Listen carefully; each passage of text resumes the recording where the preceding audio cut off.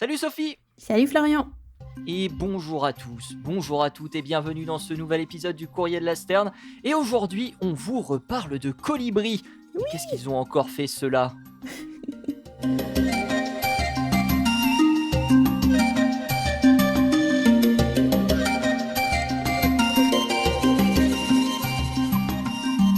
Comment ça va Sophie?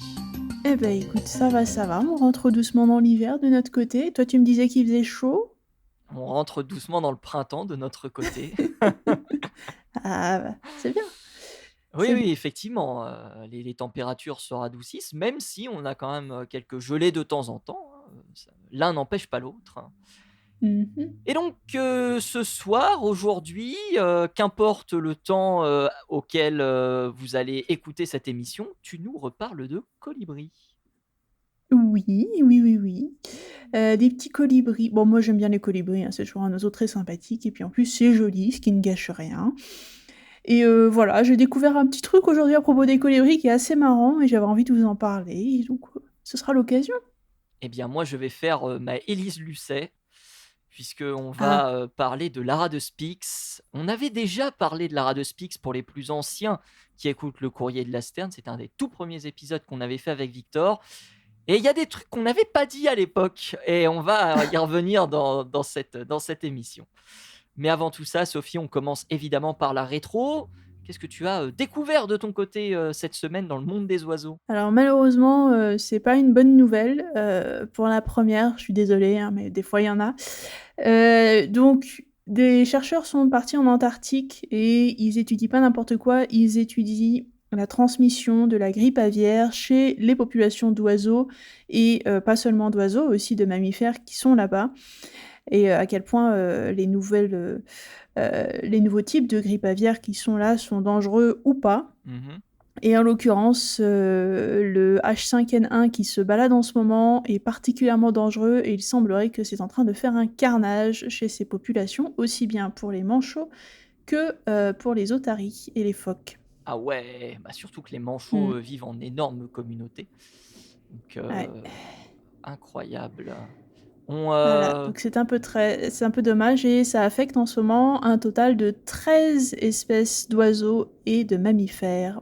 Voilà. waouh, waouh, waouh, waouh, waouh. Moi, je vais parler de réintroduction de prédateurs. Ça paraît bizarre, ça, de la réintroduction de prédateurs.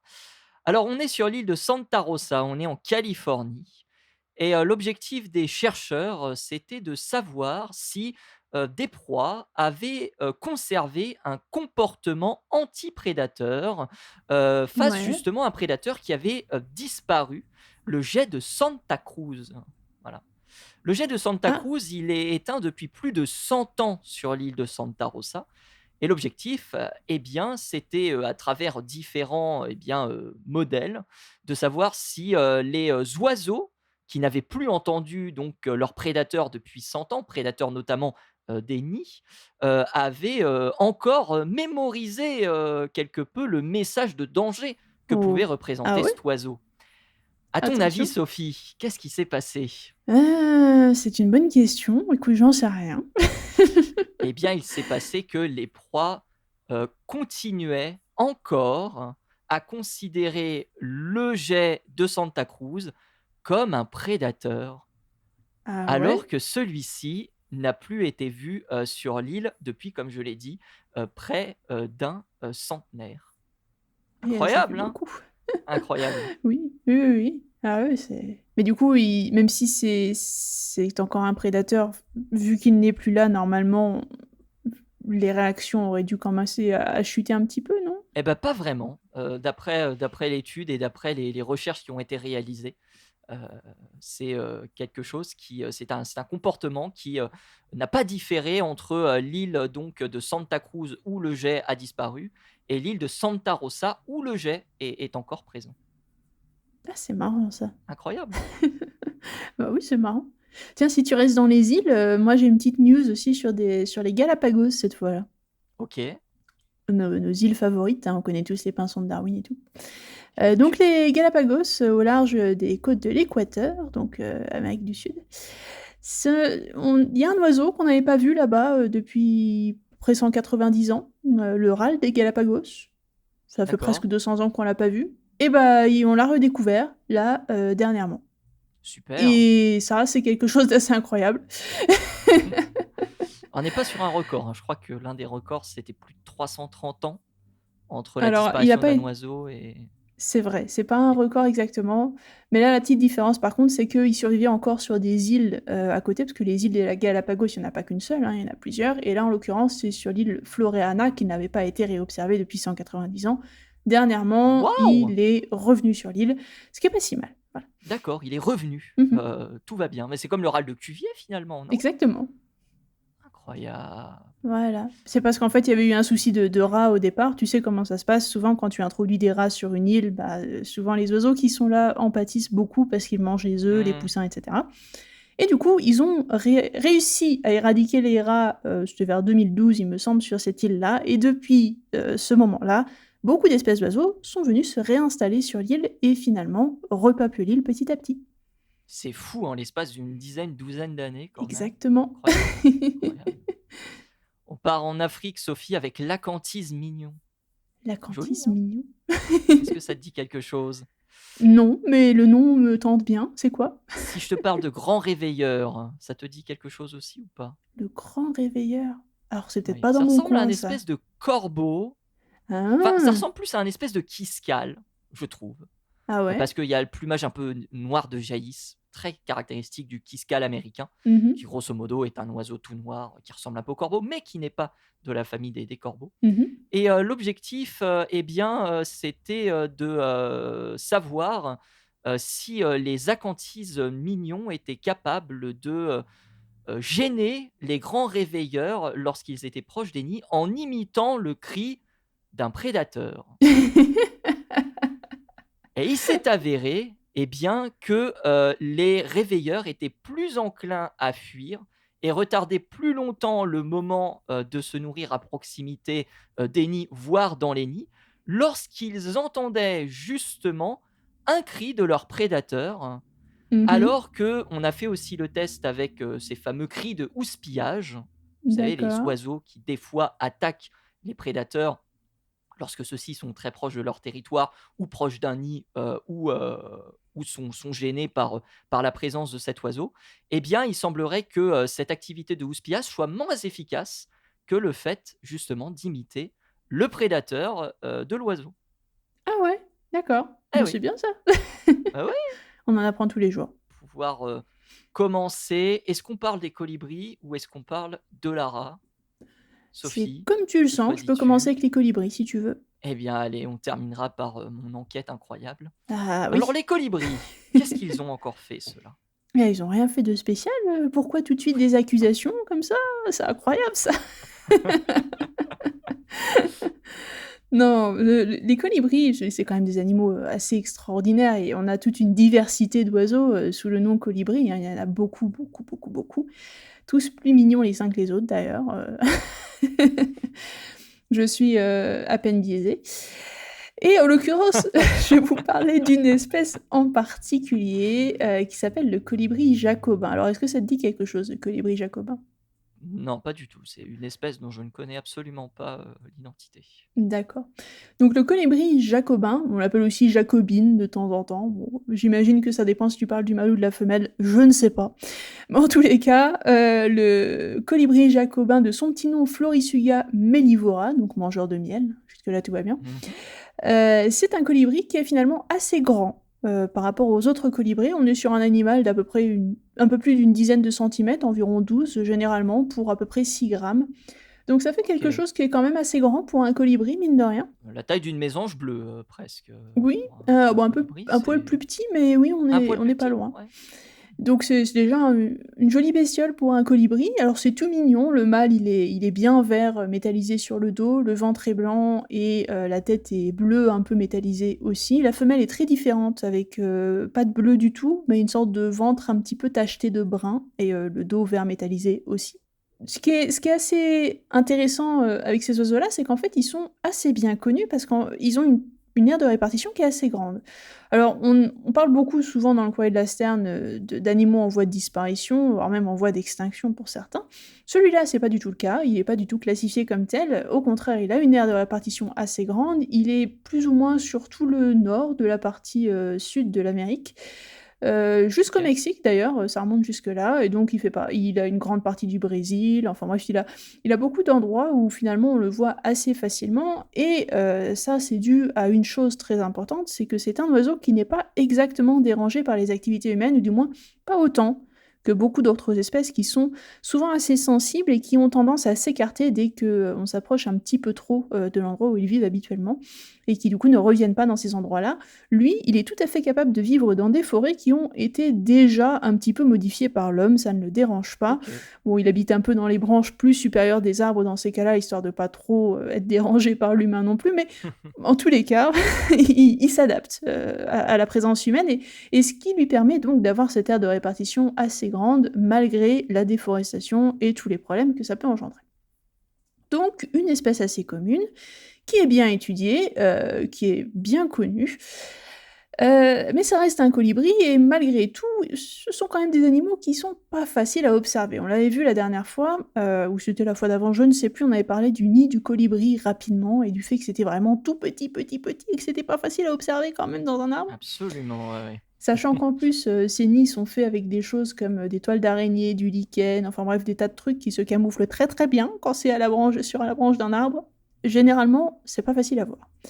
Hmm. Et donc, mon histoire sur ce petit colibri commence l'année dernière, en l'occurrence, quand deux scientifiques qui étaient dans une station de recherche, donc dans une forêt, alors il me semble que c'était au Panama, voilà, Ok. donc dans la forêt tropicale de là-bas, euh, qui s'intéressaient régulièrement aux colibris, hein. Ils ont des tas de mangeoires adaptés pour les colibris tout autour de leur aire de recherche, et puis ils vont faire régulièrement des sorties en forêt pour aller voir leurs oiseaux, se trouvent devant finalement un drôle de phénomène. Ils font leur ronde en forêt habituelle, et là, un jour, ils tombent devant un tout petit nid en coupe, un tout petit truc, dans lequel Mhm. une femelle colibri a pondu, et elle est occupée à couver sur son œuf, sur le nid. Et ça, c'est quand même une découverte assez incroyable, parce que Ok. pour tout vous dire, en fait, on n'avait jamais pu observer le nid de ce colibri avant 2024. Donc ça, c'est déjà la découverte. Pardon? C'est déjà pas mal. Même pour un oiseau Oui, aussi présent, enfin oui. avec un. Bah, comme je l'ai dit, c'est Ok. extrêmement bien camouflé, c'est pas facile à voir. Et du coup, au moins de vraiment tomber sur l'oiseau, qui est un peu plus coloré, donc on peut vraiment le distinguer par travers les branches, sur l'oiseau qui est sur son nid, le nid, on ne le trouvera pas. Et sachant qu'en plus, c'est des nids, comme j'ai dit, ils font leur nid dans les branches qui sont beaucoup plus hautes que nous, dans ces cas-là, dans les forêts où il y a de l'homme qui est pas très loin. En fait, on les voit pas du sol dans ces cas-là. Hmm. Faut vraiment savoir où Ok. ils se trouvent, sinon on peut chercher pendant des heures, on ne le verra pas. Donc, ils ont vu ce nid, et ils se sont dit, oh la découverte du siècle, trop bien. Vite, des caméras, Tu des tas de m'étonnes. trucs, ils ont pointé leurs caméras, leurs téléobjectifs, tout ce que vous voulez sur le nid, et ils l'ont laissé comme ça, ils se sont dit, on va pas trop le déranger, et on va regarder de loin. Et donc, ils ont pu observer tout le déroulement de l'incubation, et puis la naissance du petit, et ensuite, comment tout ça s'est passé avec les parents, et l'évolution du petit dans le nid. Et alors là, c'est là qu'est venue la découverte. Parce que juste découvrir le nid, c'était pas suffisant, fallait quand même un peu plus. Si. D'accord. Et la découverte, c'est quoi? Les petits colibris, quand ils sont tout petits, quand ils viennent de naître, au début, ils sont tout nus, comme beaucoup d'oiseaux qui sont nidicoles, c'est-à-dire qu'ils ont même pas les yeux ouverts, ils naissent, ils ont pas de plumes, ils ont rien, à part quelques-unes, vraiment du duvet tout petit.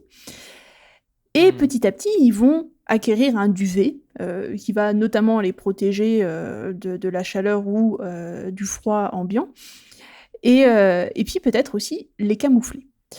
Alors ce colibri-là, il acquiert un duvet qui n'est pas du tout la même couleur que celui des parents, il va acquérir un duvet qui est brun. Mais d'un brun qui n'est pas n'importe lequel. C'est un brun qui va ressembler à certains animaux autres, qui ne sont pas du tout des oiseaux, de la forêt tropicale. Et Hmm. alors, ils ont observé que lorsqu'il s'approchait un peu trop du nid, le petit oisillon, lorsque ses parents n'étaient pas présents, il se mettait à s'agiter, mais d'une manière très bizarre. C'est-à-dire qu'il remuait la tête et il se trémoussait, un peu comme si on avait un petit ver qui était dans le nid, là, un petit ver, petite chenille qui se bougeait dans tous les sens. Pas du tout comme un petit OK. oiseau. Alors ils ont filmé ça et puis ils ont envoyé ça à leurs collègues. Ils se sont dit mais ça te fait penser à quoi ce comportement-là? C'est quand même curieux. Alors ils ont tous regardé, ils se sont dit mais ça ressemble tellement à une chenille, c'est incroyable. Et effectivement, par comparaison, il y a des chenilles dans la forêt tropicale qui ont exactement les mêmes couleurs et qui, lorsqu'un prédateur arrive à proximité, agitent la tête exactement de la même manière. Sauf que ces chenilles, c'est pas n'importe lesquelles. Ce sont des chenilles qui sont toxiques. C'est-à-dire que si le prédateur s'amuse à manger ces trucs-là, il va finir très malade. Très très très malade. Donc en gros, la chenille, par ce comportement, signale au prédateur « Attention, attention, attention, tu veux pas me manger, moi je suis dangereuse ». Et donc, ce Incroyable. petit oiseau, les chercheurs en ont conclu que la manière dont il réagissait à la présence des humains autour de lui, qui étaient donc considérés comme des gros prédateurs, à côté d'un tout petit oisillon comme ça, j'imagine que ça doit faire ça fait un petit peu peur quand on voit ces grosses têtes se pencher sur le nid. Donc, considérant les humains comme des prédateurs, s'était mis à s'agiter comme il le ferait pour n'importe quel autre oiseau venant essayer de le gober ou n'importe quoi. Et effectivement, ils ont pu observer un peu plus tard des sortes de guêpes parasites qui arrivaient proches du nid. Et il faut imaginer que le petit colibri, il est quand même pas grand. Quand on dit que les adultes, ils font 12 cm, c'est 12 cm plume de la queue comprise. Donc vous imaginez le tout petit truc dans le nid, minuscule, en coupe. Et le minuscule nid, il fait évidemment pas la taille de votre main, il est beaucoup plus petit que ça. Donc vous imaginez la taille du petit oisillon à l'intérieur. Donc ce petit truc se met à se trémousser, comme il l'a fait devant les humains précédemment, devant les guêpes parasites qui sont arrivées devant l'oisillon. Et effectivement, la guêpe regarde un peu, tourne autour, et puis finalement s'en va. Mais elle a rien fait. Elle a pas touché à l'oisillon. Alors qu'elle aurait pu tout à fait déposer un œuf à l'intérieur pour nourrir ses petits plus tard. Vous savez comment ça fonctionne, ce genre de guêpes. Ils déposent leurs œufs à l'intérieur d'un être vivant.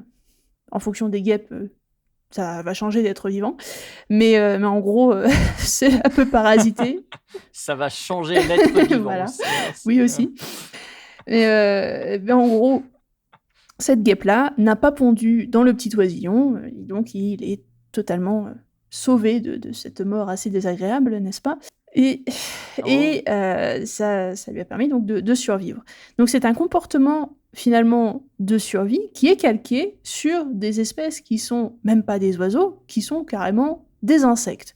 Ce qui est quand même assez incroyable quand on y pense, qu'un oiseau soit capable de copier une chenille. Quand même. Moi, j'avais, mais il y avait eu, il y avait un oiseau dont j'ai plus l'identité, on est en Asie du Sud-Est, qui adoptait le même comportement, enfin les oisillons adoptaient le même comportement, sauf que les chenilles étaient beaucoup plus colorées, mais pareil, l'objectif c'était de représenter la toxicité de la chenille, Mais oui. mais c'était pour, éviter d'être mangé par des oiseaux Oui. et non pas par des insectes. Et justement dans l'étude, est-ce que les chercheurs émettent l'hypothèse que c'est aussi pour éviter de se faire manger par des oiseaux ou est-ce que c'est exclusivement pour éviter d'être parasité par des insectes? Alors, ils savent pas trop. Pour l'instant, c'est le seul truc qu'ils ont vu. Ils ont pas vu d'autres oiseaux essayer de venir gober l'oisillon, donc ils savent pas trop. Donc pour l'instant, ils émettent pas trop d'hypothèses autres. Mais c'est vrai, ce que tu dis, c'est exactement ça. Il y en a aussi dans la forêt amazonienne. Ils faisaient la comparaison avec d'autres espèces pareilles. Donc cette fois-ci, c'était pas des colibris, c'est des petits passereaux, mais des tout petits passereaux, qui eux, leurs oisillons prennent un duvet de couleur orangée, qui va ressembler à des chenilles, pareil, qui sont toxiques. Et ils ont le même comportement avec une tête qui bouge pas mal de droite à gauche pour imiter la chenille en question. Et ça marche pas mal aussi, visiblement. Donc c'est pas les seuls à faire ça, mais c'est les premiers colibris qu'on trouve en train de faire ça en tous les cas.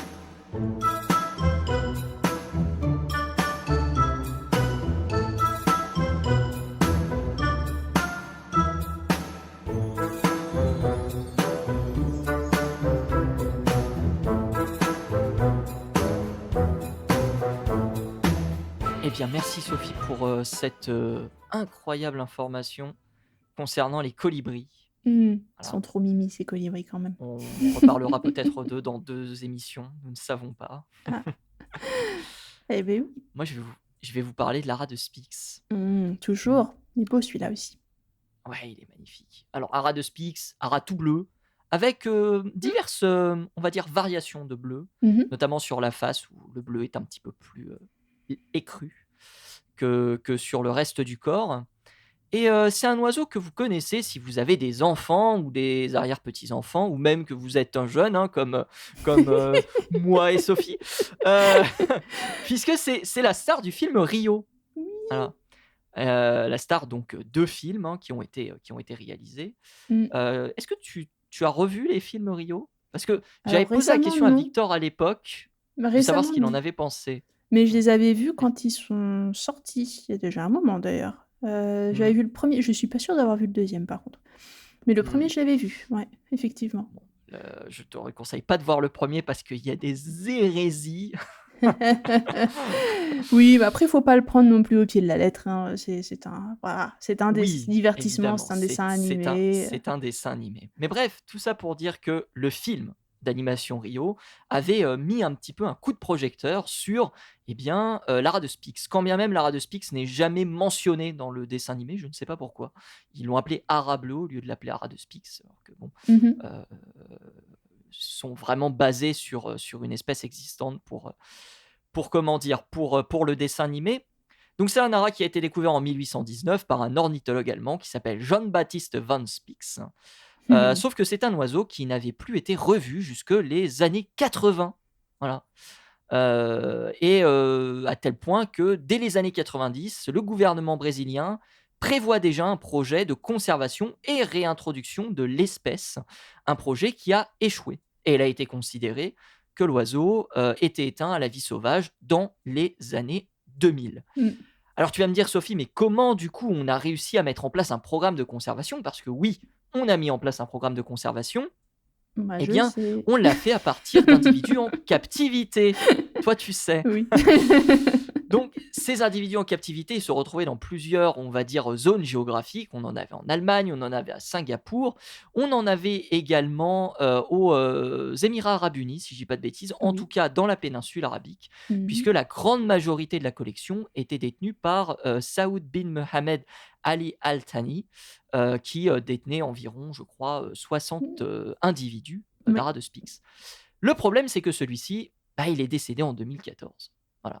Et c'est l'ACTP, Association for the Conservation of Threatened Parrots, qui se situe en Allemagne, qui a récupéré quasiment l'intégralité de la population, 90% environ. Et l'objectif, c'était par la suite de réaliser un programme de conservation et surtout de réintroduction à l'état sauvage, qui apparemment, d'après ce que j'avais dit dans le précédent épisode du Courrier de la Sterne où on avait évoqué cet oiseau, aurait été le tout premier au monde, toute espèce animale confondue. Est-ce que le Florian du passé avait raison? Je ne sais pas. Mais j'avais trouvé comme source que apparemment c'était le tout premier du monde qui avait été mené. Alors au départ, on doit le lancer en 2020, ce programme. Mais il y a un truc qui s'appelle la pandémie mondiale qui Aïe. retarde tout. Et donc, on repousse ce relâché à 2022, où 20 oiseaux sont relâchés au total. Et 2 ans plus tard, le programme enregistre ses premiers envols à l'état sauvage. C'est quand même incroyable, mine de rien. Alors, il y avait eu, comment dire, des nidifications qui avaient eu lieu l'année d'avant, sauf que malheureusement, la nidification n'avait pas été à son terme. Du moins, les jeunes oiseaux n'avaient pas pu s'envoler. Alors on se dit, mais tout va bien sur ce programme, dis donc, c'est Ah oui? incroyable. Bah oui. On a un oiseau qui est revenu des morts, entre guillemets. Alors il est toujours considéré en danger critique d'extinction, hein, ne me faites pas dire ce que je n'ai pas dit, on n'a pas gagné 100 000 individus en 3 ans. Mais ça se passe plutôt bien pour ce petit programme. Bah, c'est Et voilà merveilleux. que, patatras, Aïe. il s'avère que le programme est gelé en 2024 Ah zut. par le Chico Mendes Institute for Biodiversity Conservation, qui est en gros l'agence au Brésil responsable pour la protection des zones de biodiversité. Mmh. Qu'est-ce qui s'est passé grosso modo? Eh bien, l'ICM Bio, je vais, l'abréger comme ça, a décidé d'interrompre son partenariat avec la CTP. Vous savez, l'espèce de zoo qui avait jusqu'à 90 de la population d'Ara de Spix. Alors pourquoi? Eh bien tout simplement parce que, l'ICM Bio a considéré qu'il y avait possiblement des transactions commerciales qui auraient été effectuées par l'ACTP concernant les haras de Spix et Oh que non. cela violait évidemment les lois de la CITES et notamment l'appendice numéro 1.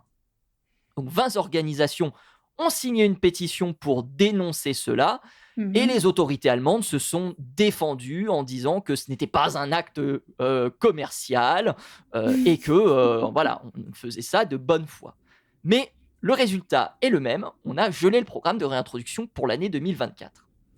Et c'est là que rentre un certain Martin Guff, qui est le président de l'ACTP, qui, grosso modo, a déclaré que compte tenu de l'avenir incertain du projet de conservation, nous ne risquerons pas la vie d'autres oiseaux sans connaître clairement la position du gouvernement brésilien sur leur réintroduction.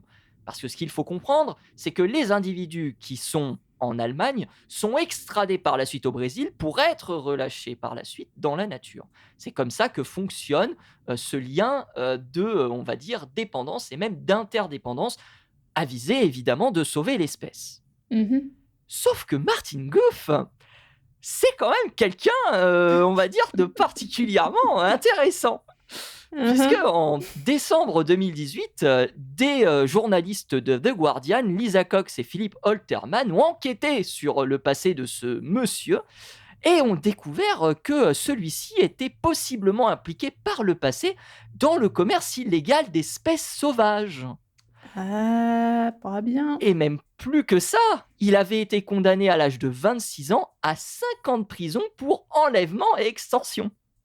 Ah, aïe, aïe, Mais pas que, aïe. parce que apparemment, on a effectivement, comme je l'ai dit, une population qui venait de différents pays, mais il y avait une population d'Ara de Spix qui avait été établie en Allemagne.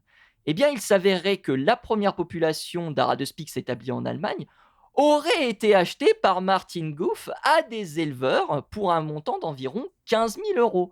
Et que celui-ci, eh bien, traînait avec des criminels notoires de la ville de Berlin, connus pour chantage et trafic de drogue. Voilà, Bah, pourquoi on pas a ce, après tout, hein?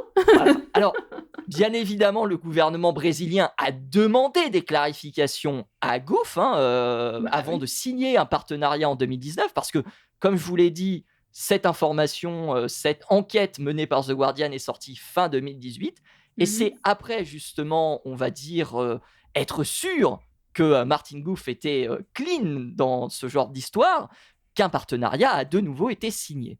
Mais ça s'arrête pas là, parce que toujours en 2018, un député australien, Warren Hencht, avait considéré que la CTP n'était pas un zoo légitime et fonctionnait davantage comme une collection privée en mettant en vente des perroquets australiens plutôt rares. Et ça va même encore plus loin, puisqu'en septembre 2017, il y a eu un cyclone qui a ravagé les îles de Sainte-Lucie et de Saint-Vincent, et des Mmh. oiseaux venant de ces îles ont été extradés à la CTP sous prétexte que les oiseaux étaient plus en sécurité que sur l'île. Est-ce que tu vois un petit peu où vient le problème? Oui, ça sent Alors, magouille et compagnie là quand même, hein. voilà, ça sent magouille et compagnie. Alors, il y a plein de personnes qui se sont, comment dire, exprimées là-dessus. Il y a des gens qui ont réclamé de la transparence parce que la CTP Oui. dit discuter avec différentes personnes, des ONG internationales, des scientifiques, sauf que bah, on n'a aucune trace de ces personnes, on ne sait pas qui approuve ces projets de réintroduction, on ne sait pas qui sont les scientifiques qui sont invités à participer à ce genre de procès de projet, pardon, lapsus révélateur. Et, pour toutes ces raisons, l'ICM Bio a déclaré qu'il était fermement opposé au commerce de n'importe quelle espèce, même avec des justifications de financement d'actions de conservation. Le commerce de l'ara de Spix est préjudiciable à la conservation et favorise des intérêts privés au détriment de la protection du bien public. Et c'est pour Mmh. ça que le programme a été gelé en 2024. Et c'est une catastrophe parce que, selon une étude de 2023, il faudrait environ entre 700 et 800 individus dans la nature pour réussir à retrouver d'une certaine manière un équilibre de la population. Et ce qui était prévu comme plan, on va dire, à long terme, c'était Mmh. de relâcher 20 oiseaux par an pendant 20 ans. Et le fait de geler ce programme, eh bien, déjà, décale évidemment les prévisions, mais surtout fragilise quelque peu déjà les travaux qui ont été mis en place, hein, parce qu'on ne peut pas uniquement compter sur la population d'oiseaux sauvages pour se renouveler entièrement. Mais Sophie, il y a encore Mmh. d'autres trucs. Ah, bah, c'est pas fini, j'imagine. Vas-y. Eh non, parce que l'une des raisons de pourquoi l'ACTP et l'ICM Bio ont décidé de casser, entre guillemets, leur relation vis-à-vis du programme de conservation de l'ara de Spix, c'est que l'ACTP a récemment tracté avec des Indiens, et notamment Anant Ambami, qui est le fils de Mukesh Ambani, qui est le patron du plus grand conglomérat d'Asie, Reliance Industries. Et Mmh. celui-ci, Anant Ambani, il s'est lancé un défi fou, créer un centre animalier en Inde. Un centre animalier en Inde à 2 pas d'une raffinerie de pétrole et dans un désert où des fois il fait plus de 45 degrés. Mmh. Vous avouerez que c'est quand même assez original. Donc, Oui. Vantara, c'est le nom de ce lieu, a pour objectif d'accueillir de nombreuses espèces animales, des éléphants, des félins, on a des crocodiles, on a même évoqué les fameux hippopotames de Pablo Escobar, voilà, qu'on voudrait faire extrader de la Colombie jusqu'en Inde. Et il y a peu, on a appris que cet endroit allait accueillir 26 aras de Spix. Tiens donc, Ah! tiens donc. Mmh. Alors, évidemment, plein de personnes fustigent ce lieu en disant que ce n'est pas vraiment une réserve, parce que les conditions, comme je l'ai dit, de vie des animaux est particulièrement douteuse. On ne sait pas si les sols sont empoisonnés, si les eaux sont empoisonnées. L'acquisition d'animaux à l'étranger se fait de manière particulièrement, on va dire, étrange. Et Mmh. puis, on a des prélèvements qui seraient réalisés en Inde, notamment sur des éléphants, qui sont totalement interdits. Donc voilà un petit peu où on en est de ce programme de conservation qui, en surface, est une formidable idée, mais qui, en réalité, lorsque l'on creuse un peu, on se dit ça sent mauvais quand même. Oui. Paf, encore une fois, faut savoir que dans la conservation, il y a beaucoup de gens qui y sont pour le business. Ça, c'est Absolument, typiquement ce ouais. qui se passe. Mm, Donc absolument. oui, c'est ennuyeux, mais en même temps, faut bien comprendre que si jamais tu donnes pas une valeur monétaire à ce genre d'assets que sont les haras de Spix, en l'occurrence, ou des éléphants ou n'importe quoi, de toute façon, personne va les conserver derrière. Donc en même temps, c'est un peu compliqué si tu veux. On se trouve entre, on a un peu les fesses entre 2 chaises là et puis on sait pas trop, Ah, les 8 pièces, moi, oui, oui, totalement. donc c'est compliqué, Totalement, compliqué. totalement. Mais la crainte des autorités brésiliennes notamment, c'était, je vous fournirai évidemment l'article de Mangabe qui est en 2 parties, qui est formidable là-dessus. Il y a plein d'autres trucs que j'ai pas évoqués. Évoquait surtout le fait qu'on ait des réintroductions d'espèces, menacées, en l'occurrence l'art de Spix, mais pas que. J'ai parlé Mmh. d'autres espèces qui venaient d'autres régions, Mmh mh. géographiques, et qu'une partie des oiseaux qui sont conservés dans ces centres, parce qu'on ne sait pas si on peut les appeler zoos, personne ne les visite, si ce n'est quelques écoliers de temps en temps lorsque les sorties y sont possibles, ne vont pas alimenter un trafic par la suite d'animaux rares et d'espèces protégées. C'est une ambivalence qui est particulièrement complexe à gérer. Je ne sais pas si toi, Sophie, étant donné que tu travailles quelque peu dans ce système, si tu as déjà eu affaire à ce genre de, on va dire, d'ambivalence là. Bah, oui, on y a affaire tout le temps, en fait. Mm. C'est comment dire? Les collections privées, parce que là, ce dont tu me parles, c'est une collection privée. Enfin, ça C'est peut être un juste. c'est jugé comme tel, mais les gérants disent: «Non, on est un zoo, on est une association non gouvernementale». C'est Bah non, c'est un ah, zoo seulement si ça répond à certains critères, en l'occurrence, si c'est ouvert toute l'année, au public. Si c'est ce pas qui n'est ouvert pas toute le l'année au cas. public, ce n'est pas un zoo. Il y a des règles pour ça, il y a des classifications. Mmh. En l'occurrence, ça peut être soit un sanctuaire, parce qu'un sanctuaire n'est pas censé être ouvert au public, c'est dans les lois dans la plupart des pays, ou alors ça peut être une collection privée qui peut être ouverte de temps en temps au public sous certaines conditions, mais du coup ce n'est pas un zoo, parce que ce n'est pas Mmh. ouvert toute l'année. Mmh. Et oui, tout ça, ça répond à des classifications. Comme d'habitude, il y a des définitions, et si tu corresponds pas à la définition, bah, tu n'as pas le nom, tout simplement. Donc Mmh. tu peux décider de t'appeler un zoo, mais ça n'en sera qu'un zoo privé. Ce sera pas un vrai zoo. C'est tout. Mais voilà un petit peu, ce qu'on pouvait dire sur, Lara de Spix et des choses qu'on n'avait pas dites à l'époque, hein, de l'épisode qu'on avait fait avec Victor, où on était, on va dire, dans l'euphorie justement, du relâcher de ces oiseaux et en réalité non, il s'avère qu'il y a des choses un petit peu plus, on va dire, profondes, Bah, derrière, très honnêtement, moi, j'aurais fait partie du projet, ça m'aurait pas empêché de continuer avec eux, même si effectivement il y a des tractations à côté qui sont pas forcément toujours très légales. OK. Mais, regardons ça du point de vue de l'espèce. Si tu pars du point de vue de l'espèce maintenant, qu'est-ce qui va se passer? De toute façon, le programme est gelé. Comme tu l'as dit, on a relâché quoi? 20 Alors oiseaux gelé oui, mais visiblement en 2025 d'après ce que j'ai trouvé comme information, il reprend. J'ai pas la certitude, oui, mais mais comment? apparemment Comment il veux-tu reprend. qu'ils reprennent si on a 90 des oiseaux qui, de toute façon, ne font plus partie du programme? Ça, je sais pas, mais apparemment, il y a eu les tractations vis-à-vis de l'Inde et c'est l'Inde qui enverrait, les Aradespix au Brésil. Enfin, c'est un bazar sans nom. Oui, non, mais Mais, alors l'Inde, je connais, c'est j'ai été appelée pour aller justement, parce qu'en Afrique du Sud, on a normalement des tractations avec cet endroit-là et on le connaît, le gars en question. On a été, fortement conviés à ah bon? venir, vérifier D'accord. le oui, venir vérifier le site sur place. On avait, 2-3 jours pour aller signer, pour dire que tout était en ordre et qu'effectivement ils pouvaient accueillir des animaux parce que sinon les gouvernements n'envoient pas leurs animaux qui, comme tu l'as dit, ce sont parfois des espèces CITES 1 ou ce sont des espèces donc qui sont sacrément protégées et tu n'envoies pas, des choses, CITES 1, comme ça sans aller vérifier ce qui se passe de l'autre côté. Donc les gouvernements étaient quand même allés voir. Le problème, c'est qu'il y a beaucoup de tractations en sous-main qui se sont passées et la raison pour laquelle on devait être envoyé sur place, c'est parce qu'il fallait signer tout simplement et on n'avait pas besoin de vérifier quoi que ce soit, il fallait juste qu'il y ait une signature quelque part. Mmh. Moi, j'ai dit non, parce que voilà, c'est pas comme ça que je bosse. Non, mais Mais, tu fais bien. il y a pardon? Tu fais bien.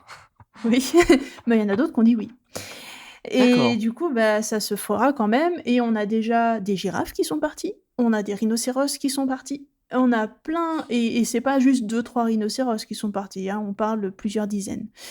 Donc c'est un truc qui va être immense. Je savais pas qu'ils allaient prendre des Aradospix en même temps, mais c'est un truc qui est immense. Tu peux pas imaginer la taille du truc, hein, c'est pas quelque chose qu'on ferait en Europe, Ah oui, clairement. oui, apparemment c'est gigantesque. On parle de Mmh. plusieurs dizaines d'hectares, voire même centaines d'hectares, Ah non, c'est plus dans les centaines c'est, d'hectares, hein, ouais. Mmh. c'est énorme, c'est énorme.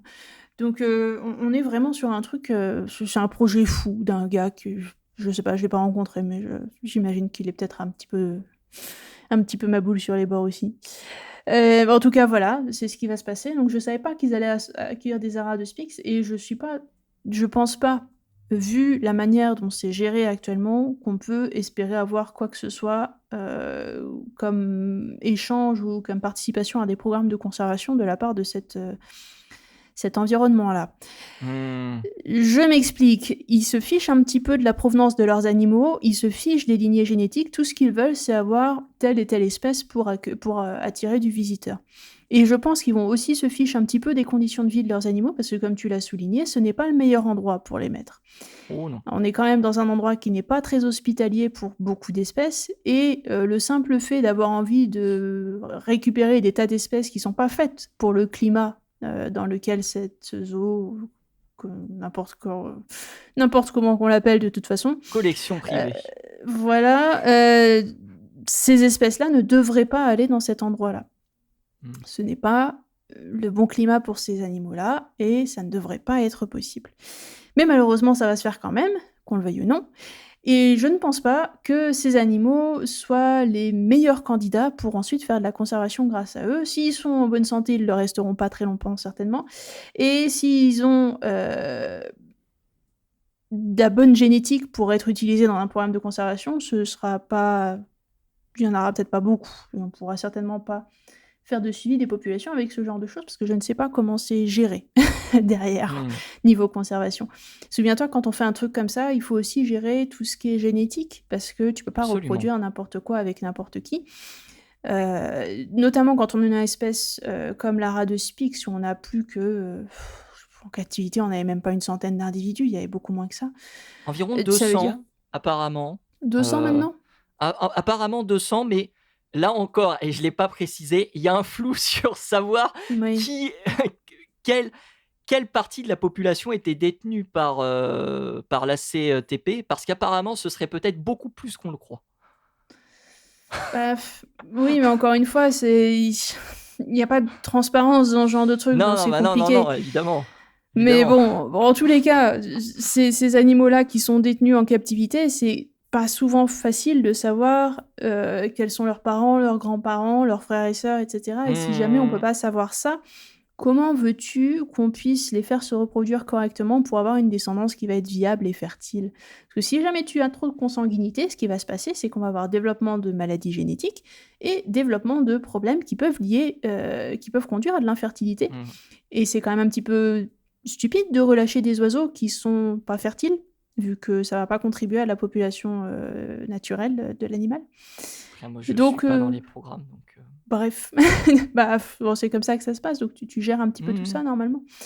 Et donc En là, tout comme je sais pas trop comment ça a été géré, je peux pas te dire, mais le problème et ça c'est un peu un problème pour moi, c'est que si jamais on se coupe de cette source principale d'oiseaux, qui est plus ou moins la plus même si c'est une collection privée, c'est la plus grosse source de ces animaux-là qui existent mmh. encore en captivité. Si on la coupe d'un programme de conservation, si on l'enlève, on n'a plus grand-chose au niveau génétique et du coup le programme est voué à l'échec. Mmh. Et ça m'inquiète un peu. Donc oui, je sais, ils font des tractations, ils sont pas terribles, mais on a besoin des oiseaux. Donc bah, va falloir trouver un milieu. Eh ben, merci beaucoup pour tes éclaircissements, Sophie. C'est la fin de cet épisode du Courrier de la Sterne. Désolé d'avoir été un petit peu plus long qu'habituellement. Mais c'était un sujet hyper intéressant. Vraiment, merci beaucoup pour ces éclaircissements, Sophie. On se retrouve très bientôt pour un nouvel épisode. En attendant, vous pouvez retrouver les précédents sur toutes les plateformes de streaming. Vous pouvez retrouver les épisodes également sur YouTube. Si vous avez des questions, n'hésitez pas à aller dans les commentaires de l'émission. Et si vous voulez, eh bien, je sais plus ce que je voulais dire. Donc, je sais plus. Les commentaires, bah, la semaine prochaine. Allez, salut. Ça, c'est de la fin d'épisode. On sent le professionnalisme. Oh, bah, dis donc, tu parles d'un professionnalisme.